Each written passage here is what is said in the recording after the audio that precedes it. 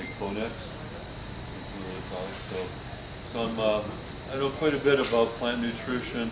I made some of the very first biohydroponic fertilizers where I combined the minerals and the organic biostimulants. So, but now it's kind of fun because instead of making special recipes and putting in a bottle, I'm actually going to be able to talk to you about the raw ingredients that are in the products that you're buying now. And I can show you how to fine-tune the feeding schedule that you already have without exchanging anything, without having to change the way you're growing. The idea is we want to make improvements to your growth. And the way we do that is by really understanding the needs of the plant. So then we get into a strategy of growing called spoon feeding, where we're giving the plant exactly what it needs when it needs it. So that way we can steer the crop. We can make it a little more vegetative, we can make it a little more generative. If we know that a hot time of the summer is coming, we can literally condition the plant against stress before the stress gets there.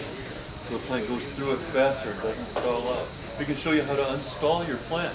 If things are developing and all of a sudden they just don't seem to be filling in anymore or growing anymore, it could be a hidden hunger. And I'll show you today how to identify that. And just give a 1/16 of a teaspoon of, say, potassium, just enough to get the sugars flowing back to the flowers where the plant needs it the most. So the idea is making small changes for small improvements for the way that you're growing right now. So I'm going to have to ask you a couple of questions to get an idea of the audience here. How many of you are you growing in soil or hydroponics? How many are going in hydroponics? Okay. How many in soil? Okay. Lots of soil disease. Are any of you doing all organic, 100% organic fertilizer? Okay. The rest of it is kind of a combination? Okay. All right, I get an idea. For growing mediums, when you're growing in soil, do you mean actually potting soil or like a soilless mix? Like Pro Mix or other cocoa? Co-mix, cocoa. Any of you growing in cocoa? Cocoa fiber? Okay, we've got a pretty good mix. There's something for everybody today then. So this will be a good one. Now when I make the presentations, this is live, I welcome questions. You don't have to wait to the end for questions and answers. We will have time at the end. But if there's anything along the way here, you have a question, go ahead and interrupt me, raise your hand, or blurt it out. I don't mind. This isn't a canned presentation. This is I'm here for you, so I'm going to answer your questions. I want to find out what your needs are and help you to go away with something that you can apply tonight or this week into your garden. So please ask questions if you have them as we go along. Okay, so might as well start at the beginning. We're not going to really go too much into the environment. I assume you all are using full spectrum light. You have good air movement. You're keeping your humidity between 40 and 60%. One thing I will warn you about, because one of the most common mistakes in soil is overwatering. Plants need oxygen, and they bring it in through the roots. So if you overwater your plants, it fills up the pore space and it'll start to suffocate the roots. So actually it's not overwatering that kills the plant, it's lack of oxygen. So along with that too, for dissolved oxygen in the root zone, when you water your plants, make it a thorough watering so that water is draining from the bottom of the pots. I'd like to see about 15% leachate, they call it. 15% of what you put in coming out the bottom, and then let them dry out, almost completely dry, before you give them another watering. There are some people that think, I'll just give it a little bit of water all the time, and what you're doing is you're creating little wet zones in your pot where you can start getting anaerobic fungi. Anaerobic are the bad guys. That's the root rots, the Pythium, the Rhizotonia. They grow in stagnant water without oxygen. So if you have little anaerobic zones, you're going to start building up a zone for root rot, and then the plant can take up water and minerals. So you think you have to water it more because the root hairs are dying. So that's one of the common mistakes. The most common mistake in hydroponics isn't overwatering, it's over-fertilizing. You think, well, if a little is good, then twice as much is twice as good. Not true. You want to keep things nice and mild, because the more salts that you put in, the more fertilizer, the more it restricts the uptake of water. and minerals too. And that's where you get the fertilizer burn, because the plant can't, it's too salty. The plant can't take up enough water. But lucky thing with hydroponics is if you do overdo it, then it's really easy to fix it because you can just add more water and dilute it down. Whereas soil is a little bit tougher. Along with this, I would recommend with your base fertilizers for hydroponics that you start with a half-strength nutrient. Because every base fertilizer I've seen or even made in the past has luxury levels of nitrate and nitrogen. And because when they do that, you get this big top growth. So everyone says, oh, look how good my plants are growing. The problem is if you overdo it with nitrate and nitrogen, it takes about 25 to 30% of the energy of photosynthesis just to assimilate the nitrates, whether the plant needs them or not. There's a myth out there that, well, I'll just give them a whole bunch of fertilizer, they'll just take what they need and leave the rest. That's not true, especially with nitrates. You give them more nitrates than they need, you'll stimulate the plant to make enzymes to assimilate those nitrates. And you give them some more, they'll assimilate those too. So they burn up the energy in top growth, and it restricts the root growth. Also, if you overdo it with nitrate and nitrogen, you can literally delay or even prevent flowering. So that's why I recommend during vegetative growth stage, start at half strength, because at least you know your nitrates are going to be in the adequate level instead of in the luxury zone. Now, one of the first products we're going to talk about today is the nitrogen. During the first half of a plant's growth, they assimilate about 80% of the nitrogen that they're going to need for the whole life of the plant. All right? So that's why most grow formulas are proportionally higher in nitrogen. Now, there are some plants are heavy feeders, and other plants are very efficient feeders, even in this, just different strains of plants. So you might have one plant that's a heavy feeder, not getting enough nitrogen, and you can start to turn pale green or yellow, or general yellowing of the plant. But the plant right next to it might be nice and dark green. So if you want to spoon feeder, you want to treat a nitrogen deficiency, then you want to use a product like this. This is the ammonium form of nitrate, of nitrogen, not the nitrate. This is safe even to use as a foliar spray on your plants, just for spot treating. The ammonium form of nitrogen, if you spray it on your leaves, it'll be absorbed through the tissue, and if it is a nitrogen deficiency, the plant will start to respond within 2 or 3 hours after treatment, that quickly.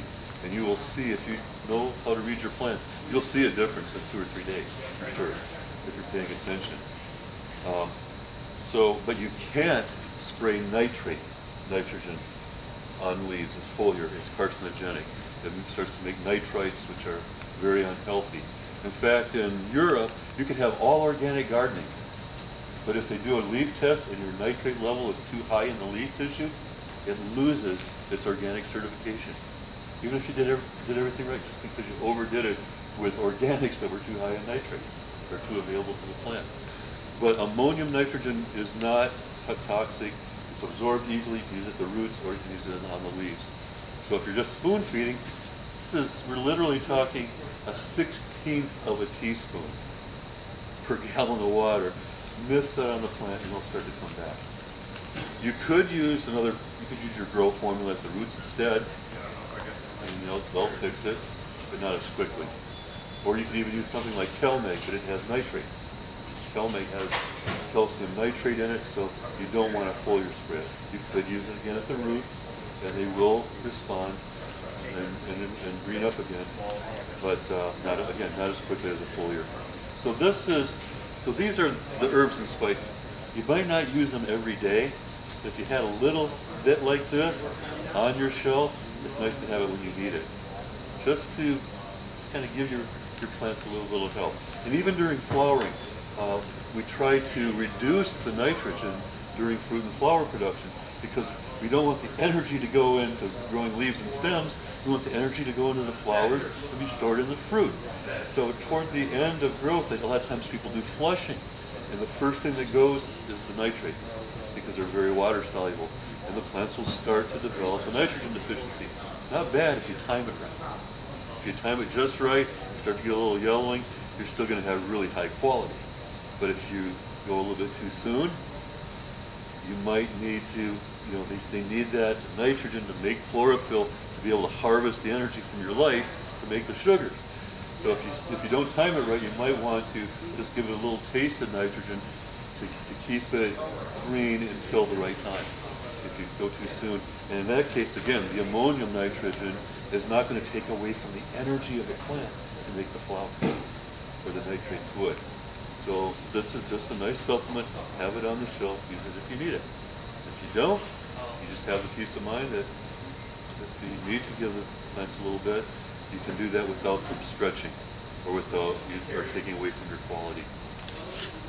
That's probably a little more than I wanted to spend on nitrogen already. Any questions about nitrogen? It's ammonium or nitrate. Those are the two forms that plants like the most. In hydroponics, the nutrient formula, they'll have about 90% of the nitrogen in the nitrate form and no more than 10% in the ammonium form. By the way, are any of you using CO2? Carbon dioxide supplementation? Okay. There's something that I learned recently, almost by accident, that if you're using high levels of CO2, say above 750 parts per million, which isn't that high, but 1,000, 1,200, the plants will take in the carbon dioxide instead of the nitrate nitrogen. It prefers to take in that carbon dioxide. So those free nitrates are going to accumulate in the plant. And those could, instead of being changed into proteins and enzymes, flavors, they'll just accumulate in the vacuoles and free nitrate nitrogen in the plant. And that can contribute to off flavors. So if you're using high CO2, you're going to want to try to flip the balance. You're going to want more ammonium nitrogen and less nitrate nitrogen. And you'll get as much as 18% increase in protein production. So it's just one of those little tips. One of these days I'm going to make a nutrient specifically for used in a high CO2 environment, and I'll change that ratio for you. But that's another place where it'll come in. If you're using CO2, it'd be nice to have a little ammonium. Cut back on your other fertilizers, add a little ammonium, and the plant immediately will change it into amino acids and enzymes right through the roots, instead of having to use up the energy of photosynthesis. I'll even spend more time on that. Okay, let's go to the next one. A bloom formula. During bloom, plants need more phosphorus and potassium. That's why you see most of the bloom formulas out there. You're going to have a higher phosphorus potassium ratio and lower nitrogen. And there are also PK boost formulas, because if the plant's taking in more phosphorus and potassium, they're going to deplete it more quickly. So sometimes you want to put back in what the plant took out.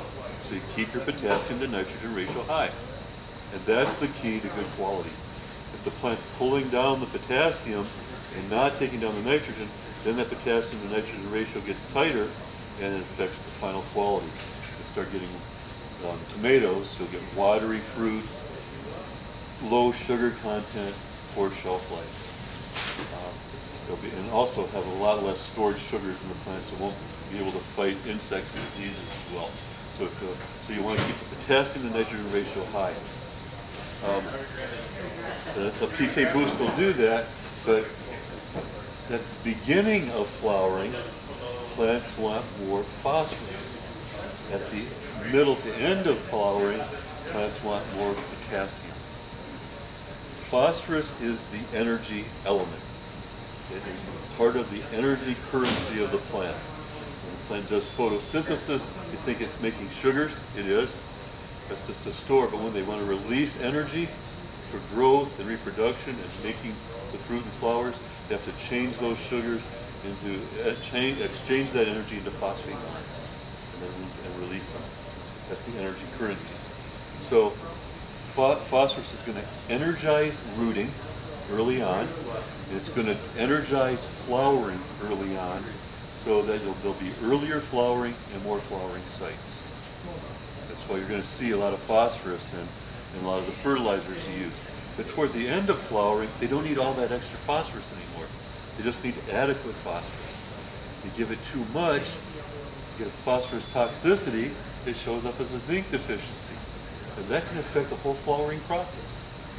Hopefully it's not going to ruin your crop, because it's, by the time you get the phosphorus toxicity, you're ready to harvest. But the idea is, why give it what it doesn't need? You know, so early on it needs more phosphorus. Also for early rooting. In commercial production, they don't just have a grow and a bloom formula like what we have. They'll have a starter fertilizer, then a grow, then a maintenance blend, then maybe a boost formula. And that's standard for greenhouse production and commercial production of crops. The only difference between a grow formula and a starter fertilizer is that a starter fertilizer is higher in this, monoammonium phosphate. That's what makes it a starter fertilizer. So at transplant, for those first 3 weeks in growth, if you give it a little extra monoammonium phosphate, it energizes the rooting and the establishment of the plant.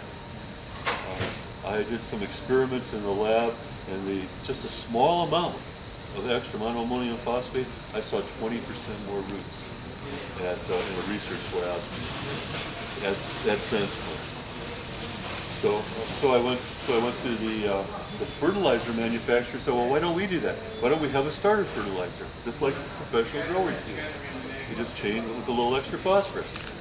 And they said, well, we can't justify having a whole bottled nutrient that a grower would only use for 2 or 3 weeks, and then be sitting on the shelf the rest of the time. So they just turned me down flat, even though that's standard operating procedure in commercial production. So here is your compromise. You can use your half-strength nutrient, just sprinkle in at the most a 1/16 of a teaspoon per gallon. And you only use it for a few weeks. And when you transplant, you'll see the difference. Or at the very, very beginning of flowering, the transition into flower, you sprinkle in a little extra there, just like the herbs and spices. But then don't keep using extra phosphorus, because once you get the flowering process going and get more flowering sites, the phosphorus has done its job. And they just need to keep the energy flowing, and that's in your nutrient. It's already high in phosphorus, so don't give it extra. And you'll get better tasting at the end. I think a lot of times when people complain about off flavors, like especially in hydroponics, I think it's mainly because it's being over-fertilized. Either too much nitrate or too much phosphate. I think those are the two main contributors to that problem. But if you can just spoon feed your plants, you can have more flavor and more aroma if you're giving them balanced nutrition. So people that think that growing in soil are going to have better flavors, you might. But if you know what you're doing in hydroponics, you can have just as good, and I think maybe even better. It's a scientific fact, by the way, that herbs that are grown hydroponically have 15 to 20% more aromatic oils than field grown. More aroma, more flavor. And I've also done tests with my EC where I make it a little bit salty, create a little bit of stress, and I had the strongest flavors, the darkest colors, the richest aromas on those particular plants that I was experimenting, the ones that do. So stress is good. If the leaves start to curl under a little bit, that's okay. The plant's going to be making antioxidants to fight the stress, and those things are good for us. They improve the nutritional value of food, vitamins, and improve the medicinal value of medicine. But if you overdo it and the leaves start to curl and turn brown, now you're actually hurting the plant, and the plant will not be able to produce those other metabolites efficiently. So a little stress is good, too much will put you in the hospital. But if you're going to stress the plant, do it by giving it what it needs, not by giving it what it doesn't. Don't put table salt on them to stress them. Give them some phosphorus and potassium instead. By the way, this particular phosphorus, look at the middle number, 61. This is the most pure form of monoammonium phosphate that there is. When you put this in water, it'll dissolve crystal clear and be immediately available for the plant. And also the ammonium that goes along with this phosphorus, in nature, it actually aids with the uptake of phosphorus. That's the form plants like the most. But this has been purified. This would not be organic, because this is a mineral salt. but very highly purified. If you want to make monoammonium phosphate, I'm talking to the all organic guy here, you could do it. You could take 1 square meter of manure, add a bag of rock phosphate, turn it 3 or 4 times, or 2 or 3 times in a 2-month period. That rock phosphates will be converted into monoammonium phosphate. And that will be good for the plant. It'll do the same exact thing that this would do, but this is the pure one where you're sprinkling a 1/16 of a teaspoon in water and feeding the plant. The other one would be all organic, though, and certified. To the plant, though, it's the same thing. They love that ammonium with the phosphorus. Just so, if you want an option, you can do that. All right. Next one, like I said, at the beginning of flowering, that extra phosphorus is going to be good. Later on, though, don't need the extra phosphorus, but they do need potassium. During heavy fruit and flower production, the plants can deplete potassium to deficient levels in as little as 3 or 4 days. And sometimes it will show up as a hidden hunger. You don't see symptoms of phosphorus or potassium deficiency. It affects the quality, though. Potassium is the quality element. It's the catalyst for carbohydrate metabolism. So sometimes the gardeners will come in and say, Harley, my plants were growing great. They started to fill in with lots of flowering sites. They were starting to fill in, and all of a sudden they just stalled. For the last week, I've been watching them, and it doesn't seem to be doing anything. It goes, I don't see barely any difference for 3, 4, or even more days. It could be potassium deficiency because it depleted that catalyst that they need for transporting those sugars. So you give them a small amount of this potassium supplement then, maybe with the watering, not even adding it with the fertilizer. If you fertilize and then water, just take one of those waters, just add a little bit of the potassium with it. You're putting back in what the plant takes out, turning back on the carbohydrate metabolism, and those sugars will be transported to the flowers and they'll start to fill in again. It's very simple. Just again, it's only nudging your plants in the right direction. It's not changing everything. It's just changing one thing a little bit. So that's it. Oh, by the way, for the certified organic growers, this particular potassium sulfate qualifies as OMRI, certified organic, because there's no chemical extraction process. This comes from a very pure mine source that is certified organic. So you could use this as a supplement and not feel like you're ruining all the work that you put into it. It also dissolves very well in water for hydroponics. And this is what commercial growers actually use as their boost. They don't use monopotassium phosphate like what all our PK boosts are. They'll use potassium sulfate. So again, we should be learning from the pros. We're maybe the hobbyists, but a lot of us want to take our hobby to the next level. At least I have for a long time. I may not be worried about getting extra 10% yield, but I want the best of quality. And this is one of the areas that will affect that best of the best quality and the flavors. All right, next one here is kelp. Any of you using seaweed extracts now? I tried, didn't like it. You didn't like it? Anybody else using seaweed extract, seaweed? Yeah, if you were going to add just one thing to a feeding schedule, just one thing, out of all the products up here, this is the one I'd recommend because it has several different uses. You can use it as a seed soak, because this is rich in hormones, natural growth hormones, and it's rich in trace elements that are beneficial trace elements. They're not the ones that are in your base nutrients. They're just beneficial ones. So if used as a seed soak, you'll get earlier germination rates of your seeds and earlier germination. This is soaking them overnight. If you use this at the roots, this has cytokinins in it. It's very high. That's the hormone that stimulates cell division. In biology, cytokinesis means cell division. So cytokinins are the hormones that stimulate cell division. So you use this at the roots, you're going to get more lateral root growth, more root mass. And this is the main ingredient, some of the expensive root stimulants out there. One of the main ingredients.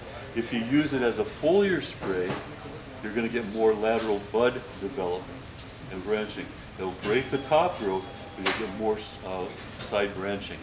Also, cytokinins literally pull nutrients into the tissue if you use it as a foliar. If I had a leaf and I put 1 drop of water that has cytokinins on it, cut the leaf off and put it on the table, that whole leaf will turn brown except one little island of green where the cytokinins were, because it literally pulls in the sugars, the amino acids, the nutrients into the tissue and keeps them juvenile, keeps it green. So the one thing you have to be careful with seaweed though, especially this one, because this one is going to be extremely potent. I mean, you put this in water, it's day 1 of shelf life. It has been sitting in water for a year in a warehouse somewhere. So be careful, don't overdo it with this, you can burn your plants. You want the low dose.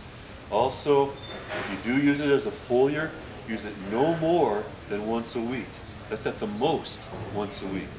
Once every 2 or 3 weeks will still have a beneficial effect on the plant. If this is the one you want, the less is more. But you should see a difference though. And it should have a downstream effect too, because you're not going to spray it on flowers. You're going to do it during vegetative growth and early flowering, but it has a downstream effect because it'll help pull the nutrients into those developing buds. So it will have an effect with tighter internodal length and improved colors and aromas and flavors. That, because of that, and also because of the trace elements from the seed that are in here.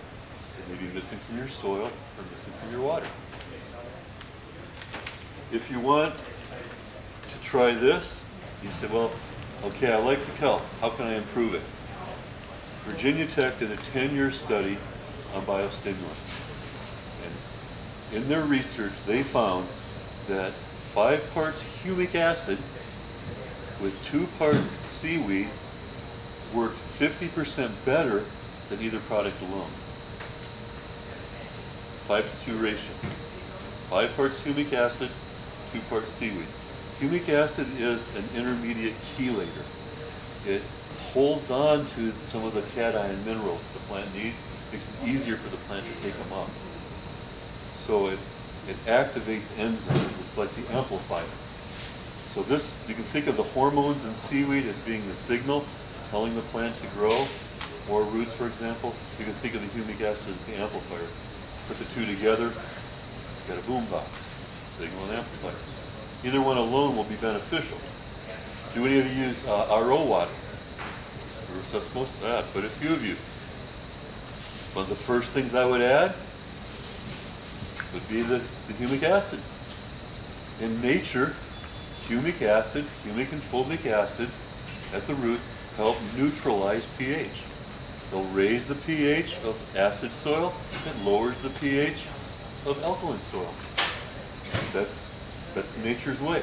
They also work together to help with the uptake of iron by the plant. So if you're using RO water, you've stripped out all the minerals that were in the, whatever you want to call them, contaminants that were in your water. And some of those contaminants are actually good for plants. So if you strip those out, also you're stripping out all the bicarbonates, so there's no buffer for pH.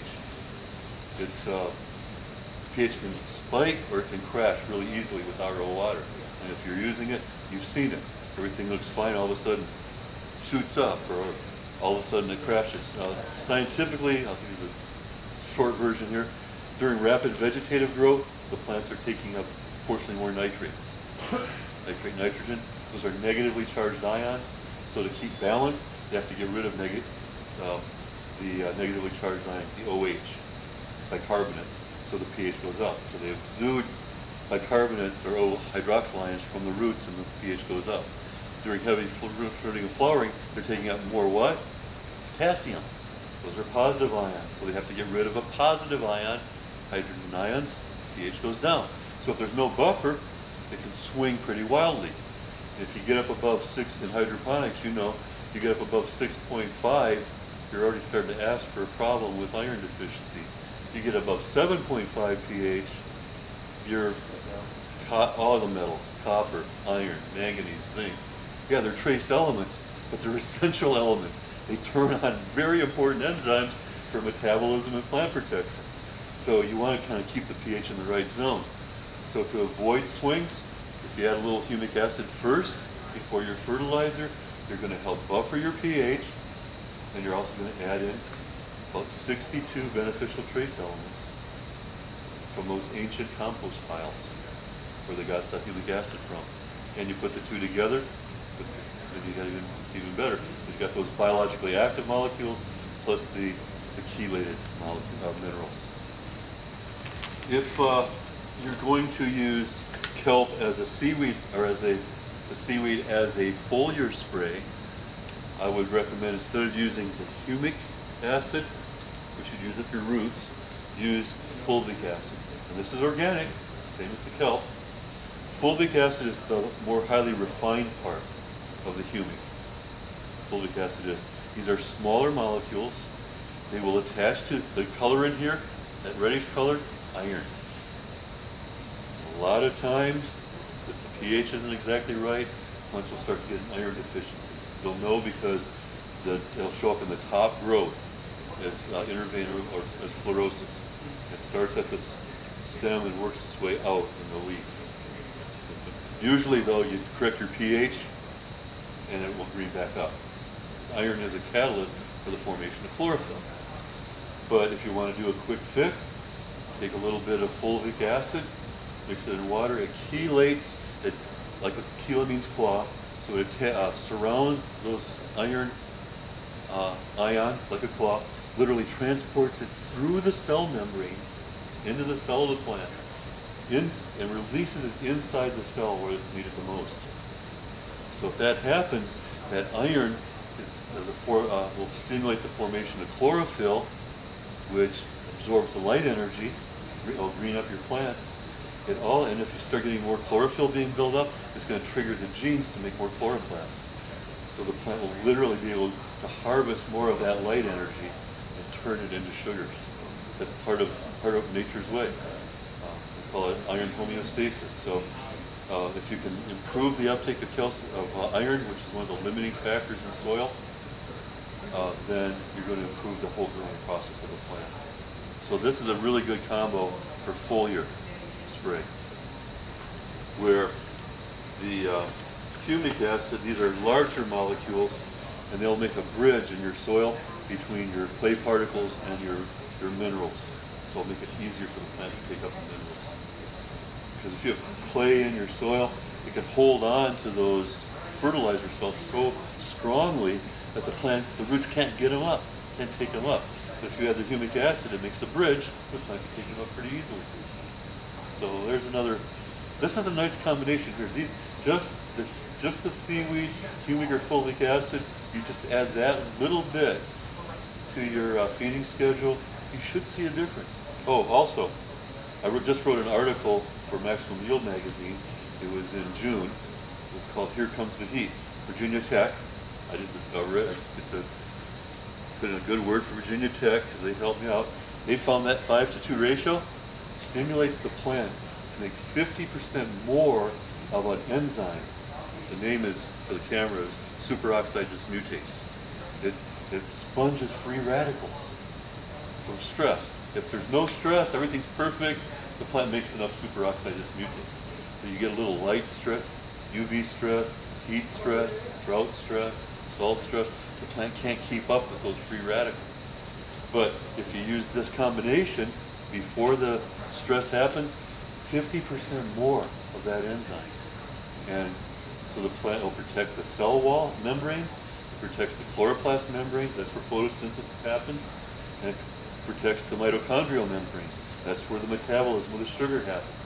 So you're protecting the engine, the power plant of the cell. So it's like, think of it as an engine. You know, if you run out of oil, you burn your engine out. Well, that combo is sort of the oil for the plant to protect the membranes from being attacked by free radicals. So just interesting side note. So it adds an extra benefit of stress tolerance, and that could translate into yield. Because I know in my garden, when everything is getting big and it's starting to grow into the lights a little bit, And especially in the summer, I have a hard time controlling temperature. And anything I can do to give the plants a little bit of an edge is a good thing. You know, there's a limit, but at least they'll recover more quickly from the stress if you can add that combo. Okay. How am I doing on time here? Is there a time limit? 30, well, you're 35 minutes in right now. Okay. So we're doing okay. Any questions so far? I don't want people to start glazing over already. No questions? Everyone's kind of following it? Good. So, all right, one thing. Yeah. If I had 120 gallons of water, how much would one of those bags work? That's what I work at, is 120 gallons to 150 gallons. A small bag, remember, you're not going to be using it all the time either. No, remember? that's right. But let's say the potassium that you're only going to be using to top off during heavy flowering, this will make 200 gallons. So I'll make 200 gallons. I'll be using like 3/4 of the bag of that. Yeah, with a little bag. Yeah. So you probably go to the bigger one. This is 800 gallons, and there's one size up from that too.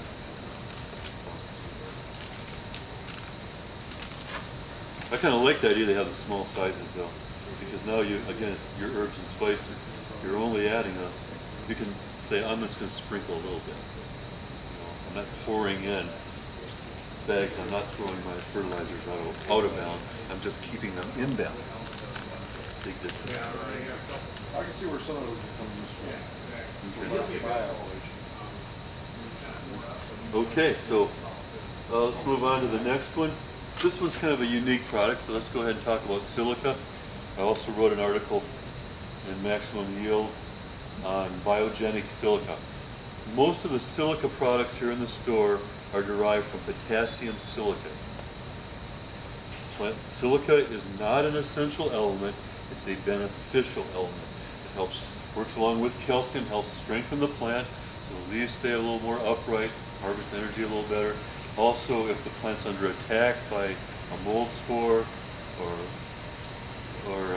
powdery mildew, the plant will mobilize, will take the silica right to the point of infection, the point of attack, and crystallize the cells around the point of infection so that the disease can't spread as easily. So it's kind of a part of the systemic induced resistance of the plant, its immune system. Well, the potassium silicate out there, though, very water soluble, but it is very high in pH, very alkaline. And personally, I'll use potassium silicate as my pH raise in hydroponics. If I overshoot a little bit, when I'm a little bit too low in my pH, when I'm adding my acids, I'll add potassium silicate to bring it back up. Because at least I feel like I'm doing something beneficial for the plant. I'm not just correcting my problem. But I have well water, so my pH is high to start with. I don't want to raise my pH. Well, this is biogenic silica. It is pH neutral. It has a pH of about 7.0 to 7.2.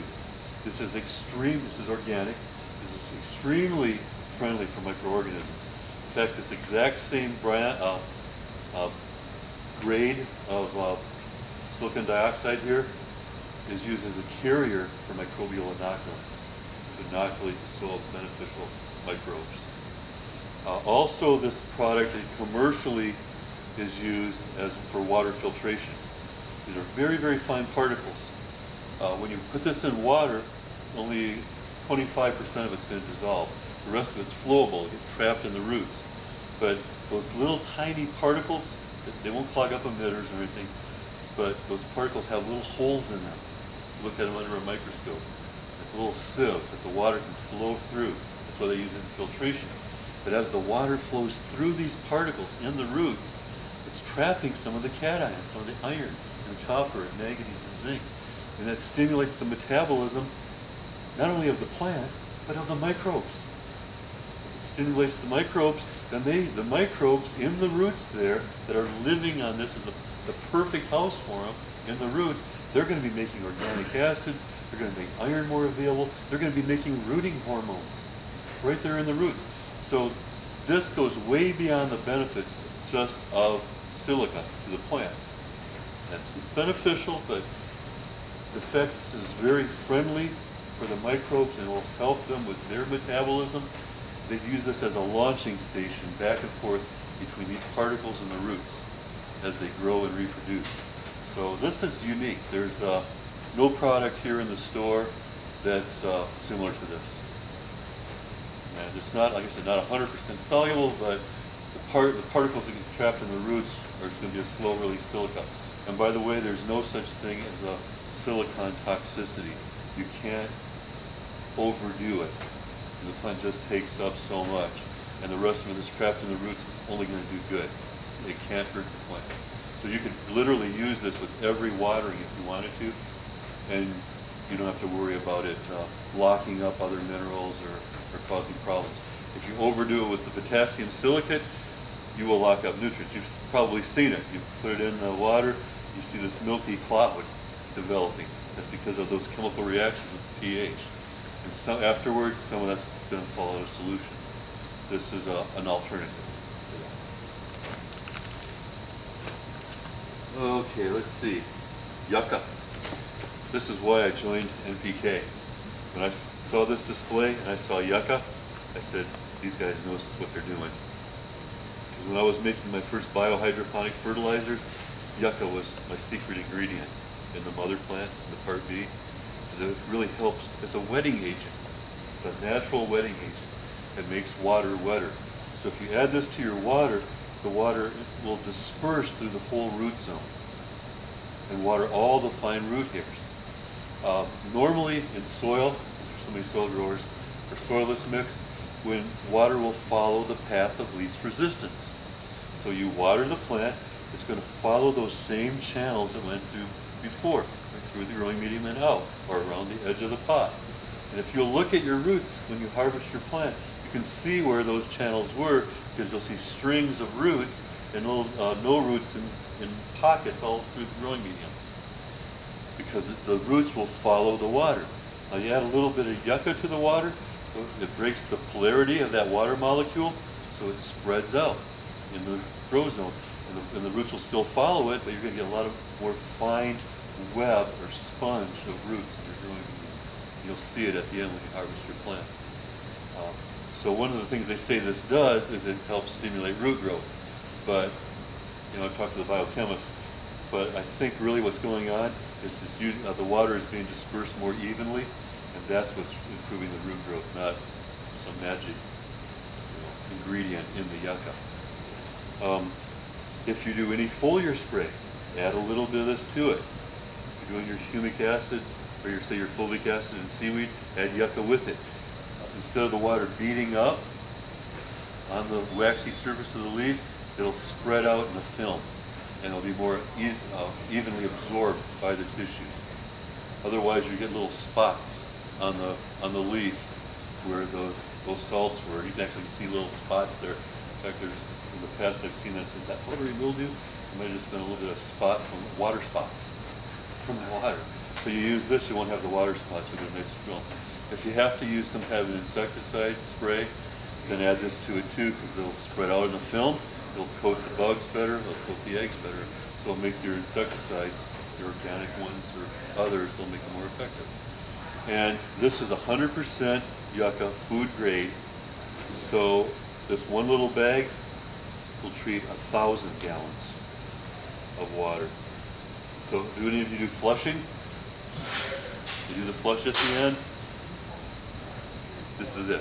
This is what you want, right here.